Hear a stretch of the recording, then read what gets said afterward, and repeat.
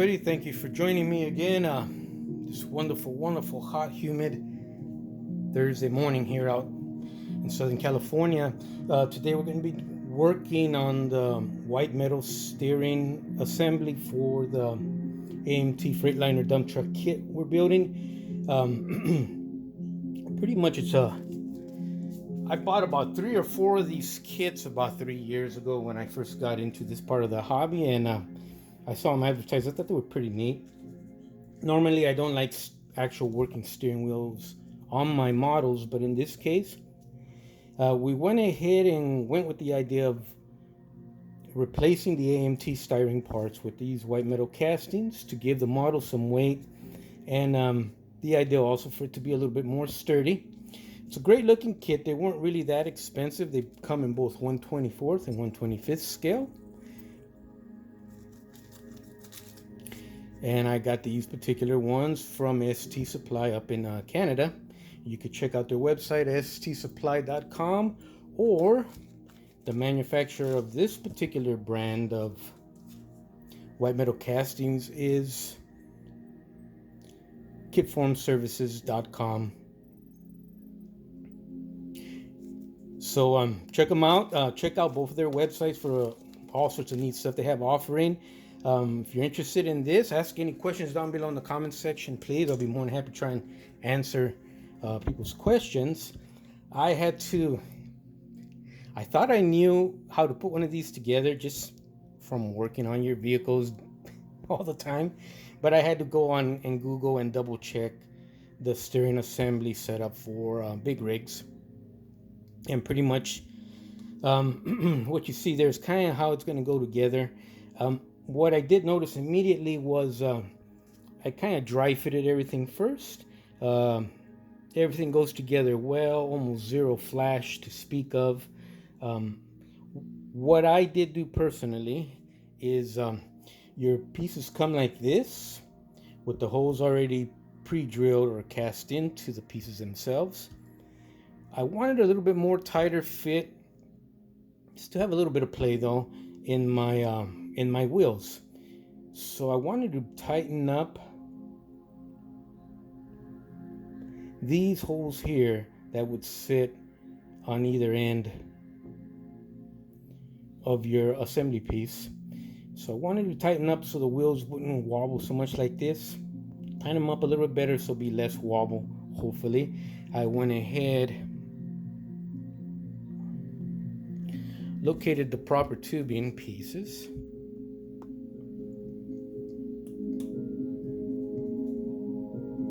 So I went ahead, right here you see 2 that I've already cut out.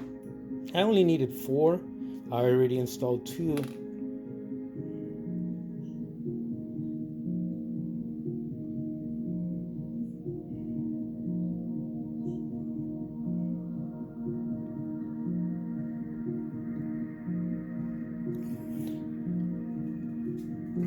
It's no big deal. It's just something I like to do extra. Sometimes I think I do it because I'm just trying to kill time, and these little roadblocks I throw in front of myself, I think it helps me with my big issue I've always had in model building, especially when I was starting off, was the urge to keep rushing and pushing it forward and faster when there's never really been a reason for that. So I think I've unknowingly came up with this method of stopping and always seeing, hey, what can I do to improve here, or fix this here, or clean up this.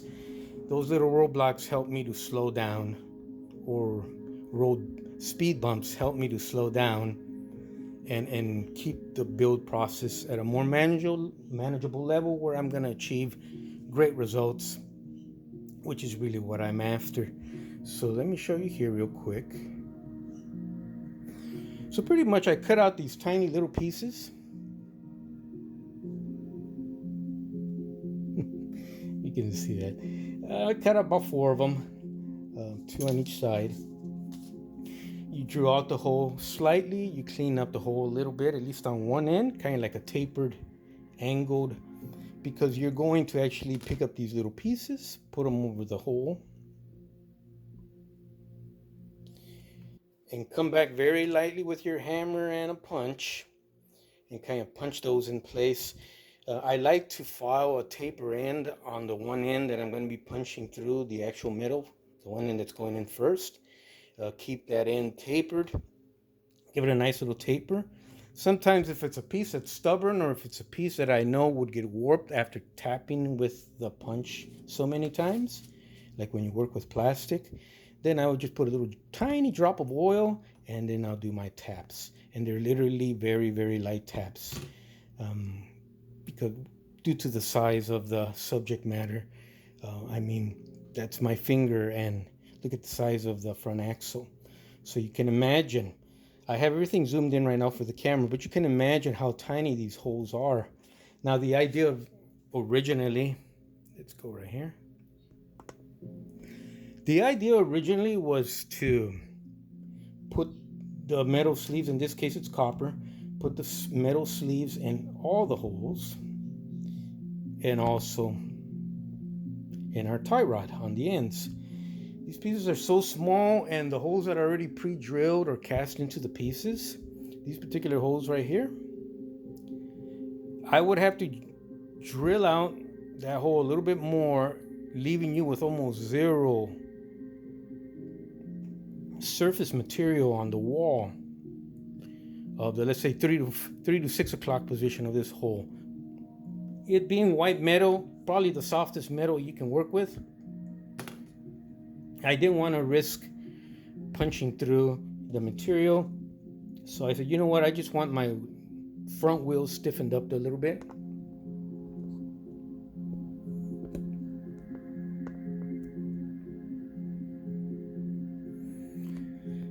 So no need to go overboard. I'll just put the metal sleeves in the bigger holes that attach to the back of the wheel plate and onto your axle assembly, so I don't have those shaky front wheels.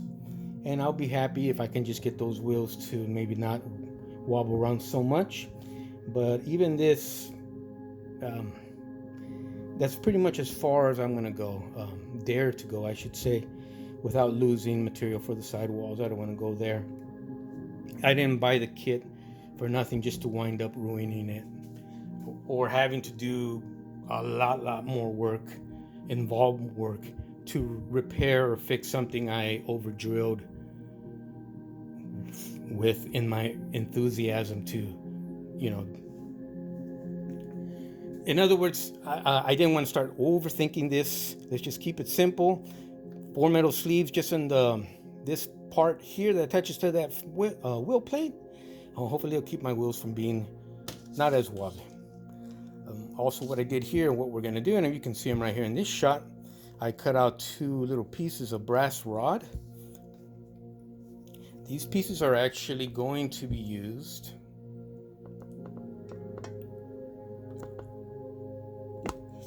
what I'll do is I'll drill out 2 holes to match the diameter of these 2 rods. I'll drill the holes, one hole right here and 1 hole right here. So the rod will be inserted lengthwise, glued into place. Once it's all cured and ready to go and dry, then I'll mark the holes and measuring. Come back with my front axle assembly. Drill the 2 holes to receive the other end of these brass rods. Measure out my holes carefully so they match with this part. So when we're done building the front axle assembly, all I have to do is put a little bit of glue in those holes and just use those brass rods to guide me in where I want it to, but also ensuring a more mechanical point where my white metal casting sub-assembly connects to my styrene part. 2 different materials, so I wanted a little bit more muscle in terms of grabbing, and not something where I'm going to bump into it years from now by accident and the whole thing snaps off. So pretty much this is something I also have done and will do to all my models, where I secure as many parts that I think are important, and I don't want them breaking off down the road, with just simple little brass pins or rods. In this case, they're rods, and you can see the thickness right there.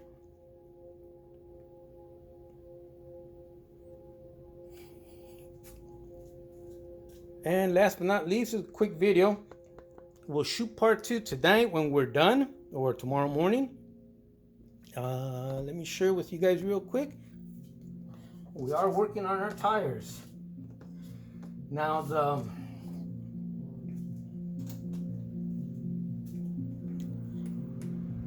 the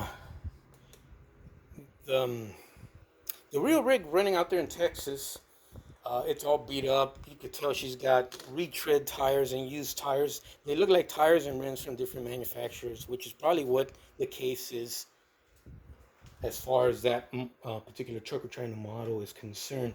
So what I did here, the idea I came up with is I got different kit brand or manufacturer tires. They're the same size as the rig we're using right now. So we're going to find a combination that has that worn look to it for the for the 8 tires on the rear two axles. Some of those come with 2-hole rims, so we got some of those now. And on the front, we'll probably put your standard either steer tires, or maybe we may even mix and match different steer tires from different manufacturers, like a different tread pattern and side body and all that. And on all the tires, what we're going to do, we're going to come back with, you know how these guys, I think they get like with their drill, with their power drill and some extension and a sand, whatever, and they get the drill to turn, and then they're able to sand all around the wheels. Plenty of great videos on YouTube how to do that, but I am going to watch a few of them and learn how to do that real quick, because I want to give the top of the treads of these guys that worn look. So we'll figure out the tire and wheel combinations also today. We'll mount them on the rims. We're not going to paint the rims yet, because the rims are going to have to get nice and weathered, but we'll show the end result of that also on the second part of this video tonight or early tomorrow morning. And then last but not least, what we're doing right now is we're sanding our putty from the dump bed of all those gaps and stuff we had that we need to take care of before we come back and primer her. And we are going to paint that dump bed brown, kind of like a dark brown, not too dark. But we're going to paint that that dump bed all in brown, at least the sides anyways. It's going to look odd. What we're going to do when we weather that particular dump bed is we're going to use the hairspray technique. If you guys aren't familiar with the hairspray technique, it's a very, very common technique for weathering, and the armor guys right here on YouTube, 135th scale armor guys, are proficient in that. The guys are artists. So I'm going to watch what those guys do. In particular, there's one guy I actually love to follow all his weathering methods. I've been following his channel since I think I first started here on YouTube, and that's a young man named Panzermeister 36. And if you want to know how to do some spectacular weathering with your armor models or your model railroad models, check out Panzermeister 36 YouTube channel. That's where I'm going to go to find out how to do the hairspray technique on that dump bed. It's a great technique for what we're trying to achieve, to simulate the weathering on the dump bed on the real Freightliner running out there down in Austin. I don't think I have too much to show you. That's all we're going to be working on today. So I'll get everything set up. I'll do a little bit of assembly on part 2. We'll show the wheel combinations, tires and wheel combinations, and hopefully the dump truck will be nice and sanded. All the weird spots, all the gaps filled in, and primered again nice and gray before we hit it with brown body color. Believe it or not, the white that we saw on YouTube of the real one is the final coat with layers of hairspray in between, and that's where you go in and do the hairspray weathering technique, quote unquote. But weird way of shooting videos, I know. It's basically what I'm doing is, this is how I model. Only difference is I'm talking. Actually, I talk a lot out loud when I'm by myself working anyways, but I'm talking out loud what's going on in my brain. I happen to have the camera on for you guys.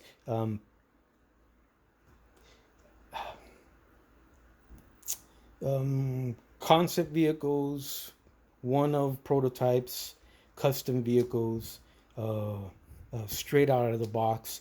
It's all great. It's all fantastic.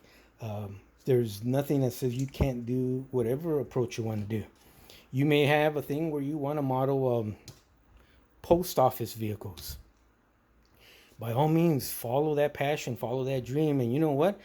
I'm going to speak personally for myself, but I know there's others on here on YouTube. I would love to see someone do one of a kind of different, all sorts of post office vehicles, delivery vehicles. I think it'd be kind of cool. But grab yourself an AMT kit or two. Grab yourself an AMT kit or two of something that just strikes your imagination, something you've always wanted to have, of a model or a vehicle, of something you remembered way back when you were a kid, maybe something your dad drove. Just tear into it. They're not perfect kits, but they're perfect for us because they give us an excuse to go in and tear into them and fix them up, customize, or just build them up the way you like to build, that suits and soothes your soul. Thank you for joining me. I'll try and shoot part 2 tonight and post it. If it doesn't come out tonight, we'll post it tomorrow morning. But we're getting there. We're getting there. Getting real close. After we're done with this, we're going to do the hinge system, attach the dump bed to the rest of the model. The frame's going to be sitting on its wheels, tires, and wheels. And last but not least will be the cab.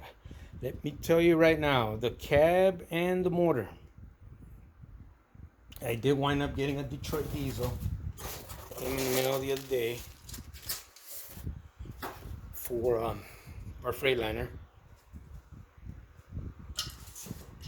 But that particular cab right there doesn't look like it. That is going to be a lot of work. It's gonna I'll videotape as much as possible without getting too boring. But it's going to be a lot of videos and a lot of parts, a lot of episodes. Just doing the rivets and changing out the head up from the headlight setup from double headlights on each end to single. And we build the motor. We like to weigh her down with some metal inserted inside, so it has a nice hefty weight to it. What I love to do with all my engines, and I film the process, a lot of episodes, and those are long. Those are not for everybody, but I love to paint and weather with oils all my my motors, my engines. In this particular case, the Detroit diesel you see right there. So that's where the build is going to slow down a lot. It might get boring for some, but to me that's the best part. And as far as this is concerned, we're pretty much zipping our way all the way through it. All right, guys, I'll leave you guys right now. You guys take care. Check out part 2. I'll let the camera play and record so you guys can check out those pieces. And I'll move the camera around. You guys get a better view.